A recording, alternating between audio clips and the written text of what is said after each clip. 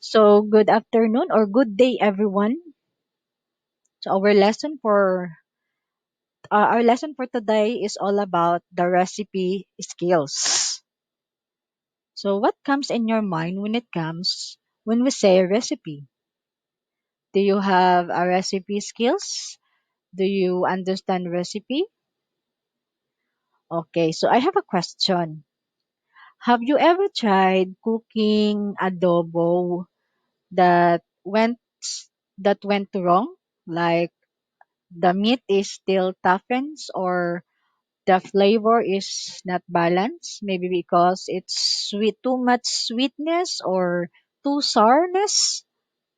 Okay, have you ever encountered that things and ask yourself what went wrong? You did your best, but what went wrong?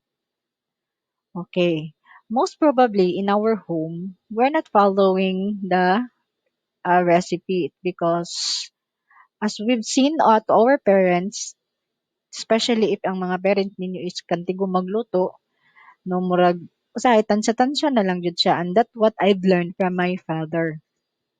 No, that's good because milestone na siya sa usa ka tao ang makantigo og luto.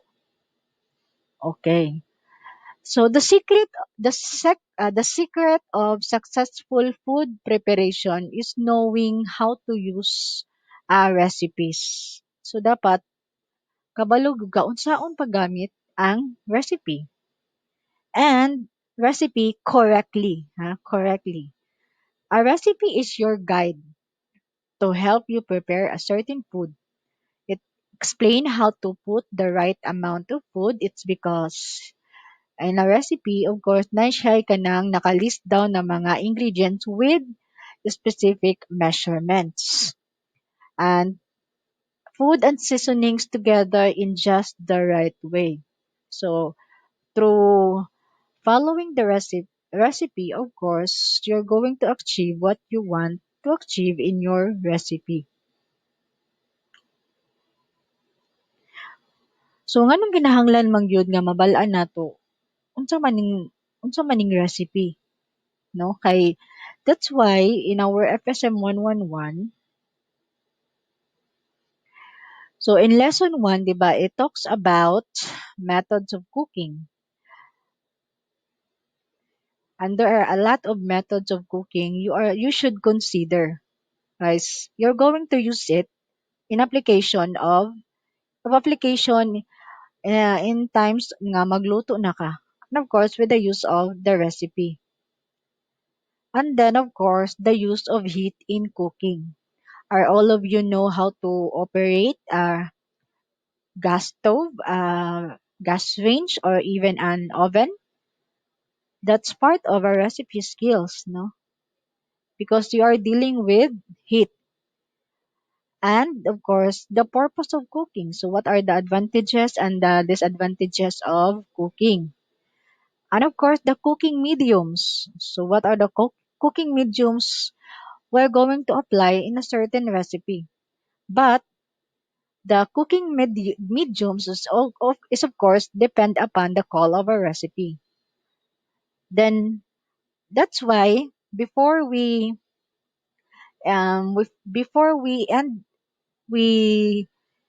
start with the standardized recipe, we should first know what is recipe. Kay through this na mga basic principles, if ato na silang ma-internalize, of course, dali na lang sa ato ang pag-follow sa recipe. And of course, we should also consider the mga cooking terms nga usahay most probably naagyod sa instructions.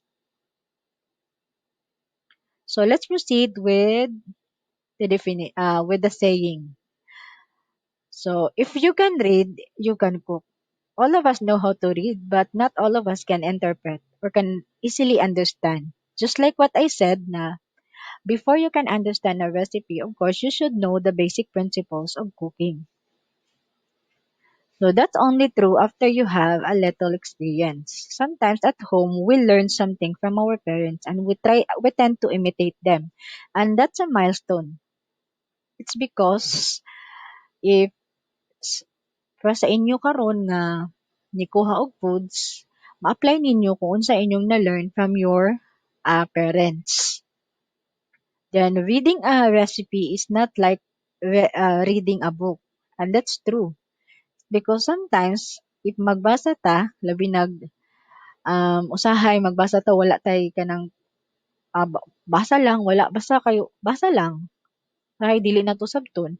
But in reading a recipe, of course, you need to internalize what's on the recipe. Kay if dili nimo siya thoroughly sabton, of course, dili nimo ma-achieve kung unsa ang imong gusto mahitabo sa imong recipe. So it's either ma-fail gyud siya, most probably ang imong lutoon.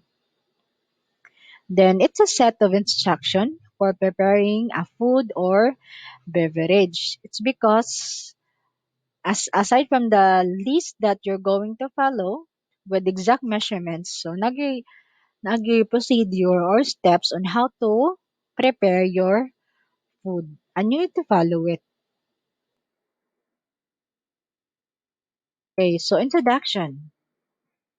So most cooks use recipes, but depende ra na siya. It's because na ubang chef nga it's because of their kanang taas nga experience, no, memorize na nila bawat detalye sa ilang recipe.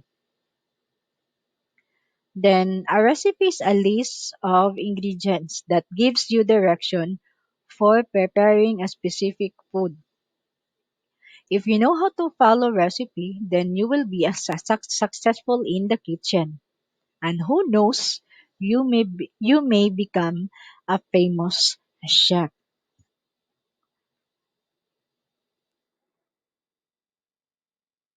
Okay, so what is a recipe? So, a recipe is a chemical formula. Chemical formula is because since we are using different ingredients with different chemical composition, of course, their chemicals are joining together, and that's why certainly if sakto lang yun ang ilang blending, lami yun ang food, di ba? So, praan ng kung karne lang imong lutoon alone without any lamas or any say tawag na seasonings, mga vegetable and so on, so wala gyud siya lami, no? Inana ra siya, murag inana ra ang murag concept ani. A combination of different chemical formula.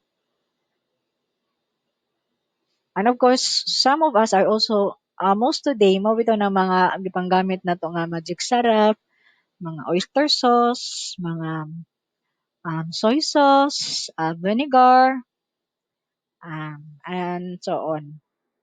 Then it is also a set of direction for making a food or beverage. Yes, it's a set of instruction. Okay, since it is a guide, no? Ang recipe is a guide. Okay, so recipe usually includes one, 2, 3, 4, 5, 6. Sorry. Six parts. There are six parts of a recipe. First is the name, the time, the ingredients, the equipment, directions, or yield. So it can be interchanged. So first is a recipe should have a name. So what's the recipe is called? So same ani example, grandma's apple pie. But if nagid kay ka ng own recipe nimo, of course you can customize it by using your own title or your own name sa imong giluto. And next is the time. So there are three parts of the time indicated here. So first is the preparation time. So mo na ni imong mist in pla. So what do you mean by mist in pla? So it means sa man to put everything into its place. Meaning to say, imo na siyang gi properly measured, imo na silang gi kung sa mga vegetable pa, imo nang gi-peel, imo nang gi-tadtad, imo nang gi-measure, and so on. And that's a mist in plug. Gibutang din mo ay and gibutang pud nimo siya in mga bowl nga gagmay. Okay, so that's what we call mist in plug. Naka-ready na tanan. Then cooking time. So mo na ni ang duration sa the moment nga imo siyang gitak-ang or giluto. Oh. Para ani, ang apple pie is good for ang iyang cooking time is 60 minutes and the total time is of course 80 minutes. 80 minutes ang iyang overall time nag-spend. Okay, next is the ingredients. So, food products you need to make the recipe. So, these are the list of ingredients. So, next is the equipment. So, found by reading in the directions. Some of the equipment you're going to use is naka-indicate na sa instruction, but some are not. So, depende na gyud na sa imuha, unsa imuhang kanang probably, murag, imo na yung panghuna-huna ba nga initiative na unsay gamiton nimo kung magluto ka. Then, directions or instructions. It is the steps you follow to make the recipe. So, these are in sequence form. Then, next is the yield. So, it is a number of servings the recipe makes. So, kani siya nga pie is good for 10 portions or 10 person. Okay, so let us elaborate them one by one. So first is the name. So recipe name tells what you are making. So this grandma is making an apple pie. So may also give a description of the food or beverage or description apple pie. But again, you can customize your own a recipe name. Oh, na for example diri is akong kuan siya beverage tropical fruit smoothie. The next is the ingredients. So ingredients are the items you need to make the recipe. Then mo ni siya no mga items you need to make in this apple pie and listed in the order of use. So, kung maglista gani mong ingredient, dapat katog yung pinakauna ninyo gamiton up to the last nga imong gamiton. So, dapat sequence gihapon ang imong paglista sa mga ingredients. Next is the amount of ingredients given. So, these are the measured ingredients indicated in the recipe. Okay. Next is the yield. So yield, as I mentioned, is the number of servings or the amount the recipe makes. Then yield can be increased or decrease. Increase in the sense of kung imo siyang ibaligya, of course, para mahalinan kag daghan or dapat i-commercialize gyud nimo siya, no? Through increasing the yield. Not unless kung imo lang siyang murag i-consume lang niyo sa balay, you can decrease it, no? Then next is the time. It divided into three. I mean, preparation time, cooking time, and then that total time you are going to spend. Okay, so how long it will take to prepare the recipe? So, mananino preparation time, length of cooking time. 60 minutes and total time 80 minutes. So why it is important to know? So why do you think nga kinahanglan gyud nato mabalaan iyang preparation time? So when it comes to baking, kung unsa jud naka-indicate sa recipe nga um maximum time niya or cooking time ato jud na siyang sundon. It because kung magtuman kag imo, ma-fail gyud ang imong baking products. Not unless kung sa cooking, kung magluto lang mo certain um, food, pwede ra ninyo ma-maximize or ma-minimize ang inyong cooking time. Depende ug unsa inyong lutoon, of course. Kay lahi baya ang concept sa cooking o baking. Sa cooking, pwede nimo ma-change, pero sa baking, never. Never change kung unsa ang nasa instruction. Then time. So continuation gyapon nino. So preparation time, cooking time. So when we say cooking time is when food is actually in the oven or on the stove. So nana siya sa process niya. Then temperature. Oven temperature, stove top temperature. So there are there are kanang recipe nga especially og baking i-indicate jud niya unsa ra iyang maximum um temperature, but since wala man tay thermometer, so diri na lang gid ta mag-depend sa cooking time. And of course, we need to be aware of our kanang kakusgon sa kalayo. So mo na lang gid ang atong um i-emphasize kung mag-bake ta. Kay since wala man tayo food thermometer. Then the equipment. So equipment is found by reading the instructions. So as I said earlier, there are equipment that's stated in the instructions. So, para aning mag-bake mo, what what size pan, pot, or baking dishes is needed. So, usahay maka-indicate po na dira kung unsay imong gamiton nga pan or pot or baking dishes. Then special cooking or preparation utensils. Okay.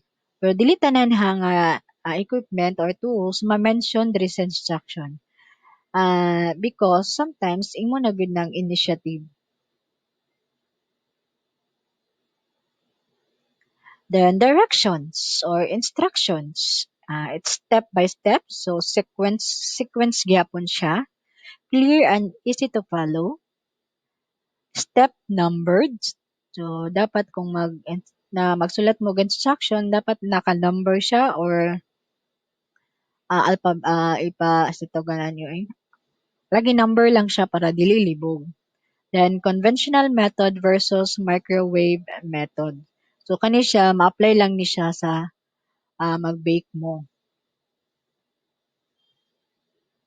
Then always read the direction from start to finish before starting.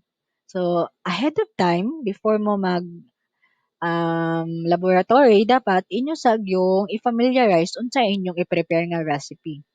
Dili ka impronto ninyo siya basahon. Kaya the moment nga impronto siya, there are things nga makin-confuse mo and dili na ninyo siya maansiran it because na mo sa actual. So dapat basahon na ninyo siya daan para if namoy ka ng something confusion, it's either mangutana mo sa yung teacher or mag-research. Then by doing this, you will avoid errors and that's true. And that's true, no? Kung mainyo siyang basahon daan, inyo siyang habton, ma-avoid gyud nato ang any errors. Okay, nutrition information. Then dili kay ni siya okay siya kung nutritional information nga isulat, pwede ra po wala.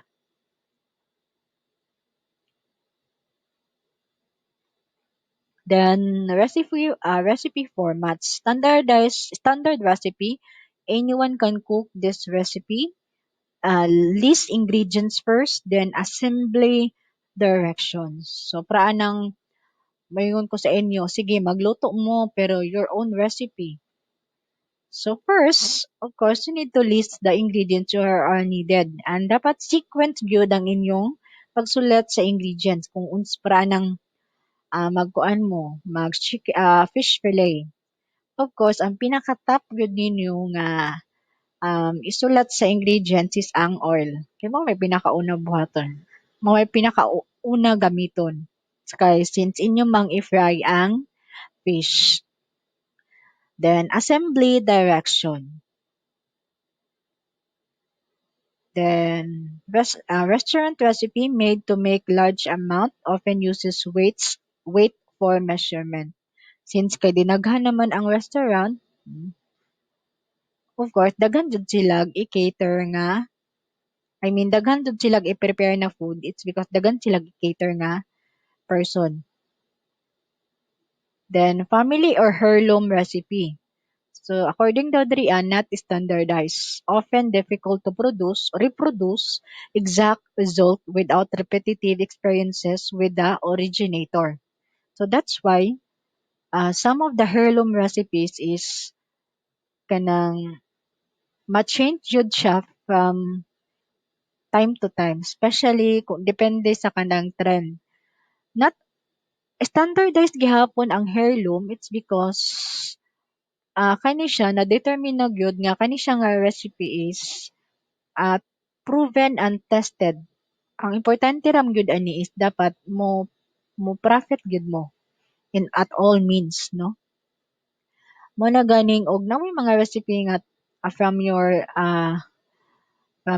grandparents, of course, pwede ra na siya i-innovate, no?